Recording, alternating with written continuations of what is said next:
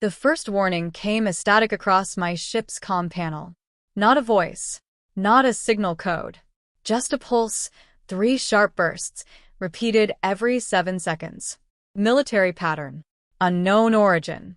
I looked up from the engine console inside the Wayfarer 9 and checked the outer skin grid again. Empty space surrounded me, cold, silent, and scattered with the broken remains of old cargo satellites drifting near the edge of the Nerith belt. No ships visible. No active transponders. But military pulses never arrived by accident. I shut down the external salvage arm and rerouted power to shields. A second later, my radar lit up. One ship. Small. Fast. Cloaked until the last possible second. The vessel dropped from stealth directly above my starboard side like a blade falling from darkness. Black hull. No registry. No trademarks. And a single insignia glowing near the cockpit, a silver crown crossed by 3 vertical lines. I knew that symbol.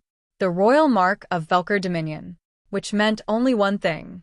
This was not patrol. It was personal. I had crossed Dominion territory twice in the past year, but always legally. Mostly. The only reason the Dominion would notice a human salvage operator this far from central routes was if someone powerful had specifically asked them to. The comm panel came alive. A calm female voice spoke in perfect standard. Human vessel, disable engines and prepare for transfer. No introduction. No rank. No threat needed. I leaned toward the mic.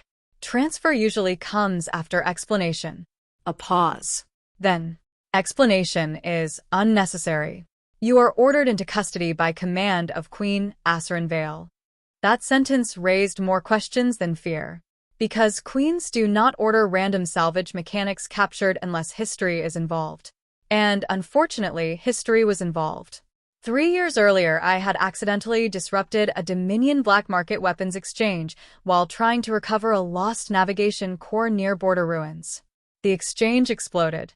2 smugglers died. A Dominion official lost status. Apparently, someone remembered. The voice returned. Engines now. Instead, I engaged thrust. The chase began instantly. The hunter ship moved like something alive. Every turn I made, it matched. Every evasive burn I tried, it anticipated half a second early. This was no ordinary military pilot. This was elite pursuit. The asteroid field ahead offered only one advantage: chaos. I dove into rotating debris clusters, forcing narrow gaps between iron rock fragments large enough to tear both ships apart if timed badly. The hunter followed anyway, close enough that sparks flashed across my side panels when her wing nearly scraped my hull. A warning shot crossed ahead, not to destroy, but steer. Professional. Calculated. Whoever she was, she wanted me alive. That made her more dangerous. A final asteroid rotation clipped my stabilizer. The ship spun. Power failed across half the console. I barely managed a controlled crash onto a dead mining platform drifting inside the belt. Metal screamed. The Wayfarer 9 slammed sideways and stopped. Silence followed. Then footsteps on the outer hull. She entered through the emergency breach before I finished reaching for the plasma cutter. Tall. Armored in matte silver combat plates. Helmet sealed. Visor dark. Weapon aimed directly at my chest. Drop it. I dropped it. Not because I was obedient. Because the weapon looked expensive enough to erase poor decisions instantly. She stepped closer, scanned the cabin, then lowered the weapon slightly. John Mercer.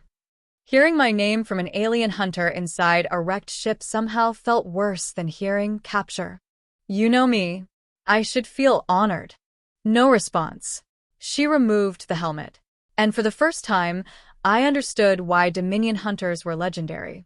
Her face carried sharp silver markings along one cheek, pale skin with faint blue undertones, and eyes so bright they almost looked artificial under emergency lights.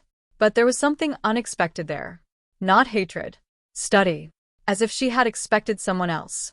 I am Kaylee's Varn, she said. You will come peacefully. Did the Queen mention why? No. Comforting. She activated restraint cuffs. But before she placed them, the mining platform shook. A second ship had arrived. And judging by the blast tearing through the outer structure, it was not Dominion. Kaylee's reacted instantly. Weapon up. Eyes sharp. Stay behind me. That surprised me enough I almost laughed. You were arresting me a second ago.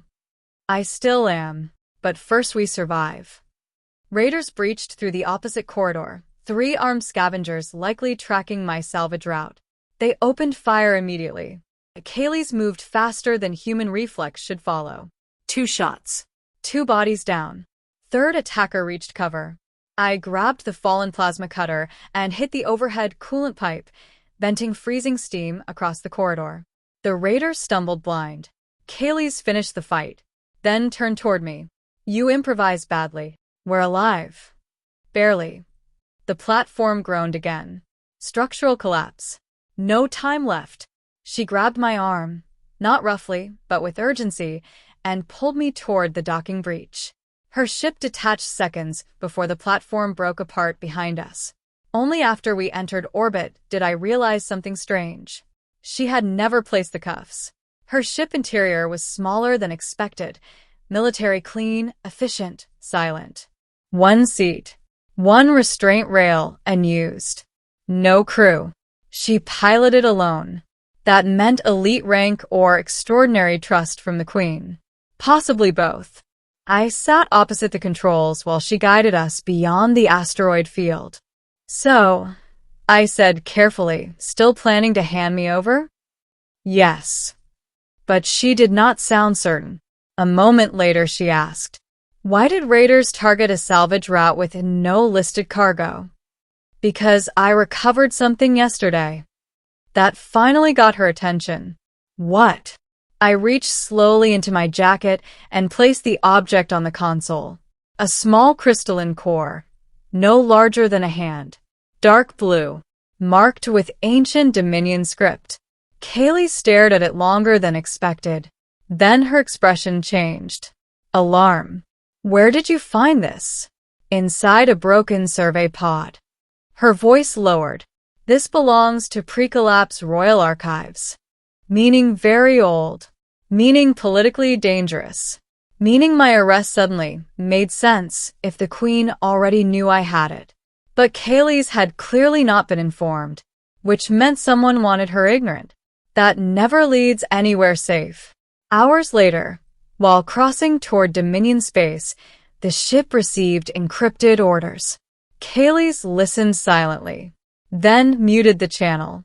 Her hands remained on the controls longer than necessary. What changed? I asked. No answer. Then, the Queen's Court ordered immediate transfer through Military Gate 12. And Military Gate 12 is not where prisoners go. Cold settled in the cabin. Where do prisoners go?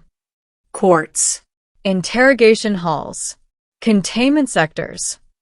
And Gate 12. She finally looked at me. Executions. That clarified everything.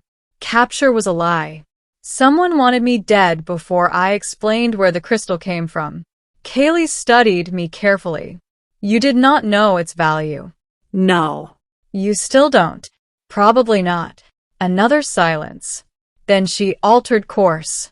The ship turned away from Dominion coordinates entirely. You're disobeying orders, I said. I am evaluating orders. Feels like disobedience.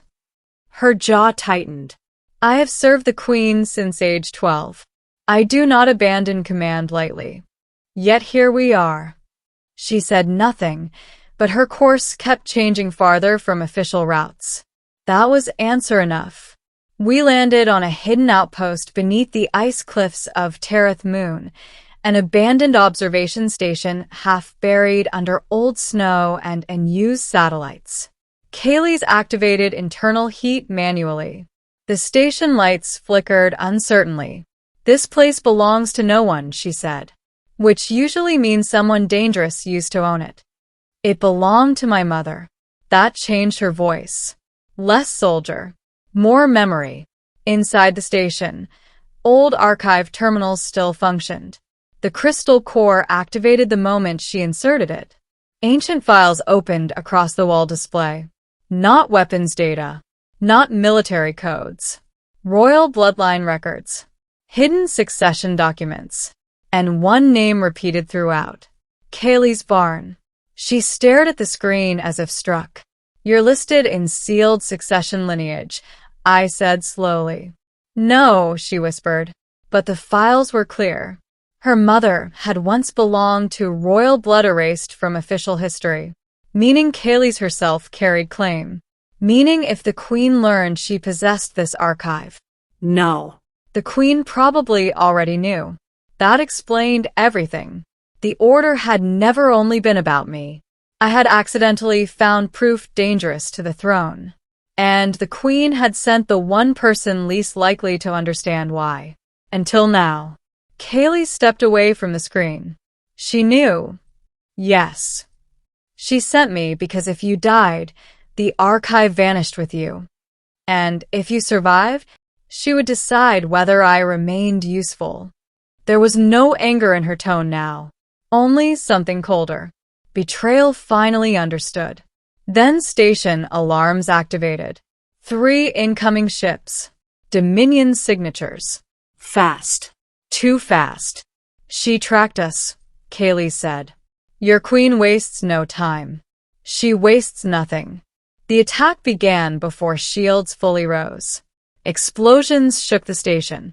Kaylee's armed defense turrets while I rerouted backup power through dead maintenance conduits.